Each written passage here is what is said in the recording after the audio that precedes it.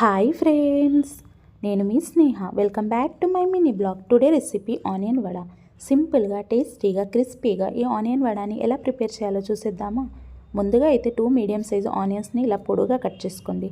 ఇప్పుడు ఇందులోకి కరివేపాకు, అల్లం ముక్కలు, పచ్చిమిర్చి, అలాగే కొత్తిమీర, 1/2 టీ స్పూన్ వరకు జీలకర్ర, చిల్లీ పౌడర్, రుచికి సరిపోయే సాల్ట్ని వేసుకొని మొత్తం బాగా కలుపుకోండి. ఇలా మొత్తం కలుపుకున్న తర్వాత 1/2 కప్ వరకు మైదా పిండిని వేసుకొని ఇలా ముద్దలాగా తడుపుకోండి. మీరు మైదా పిండి ప్లేస్లో శనగపిండి అయినా బియ్యం పిండి అయినా వేసుకోవచ్చు.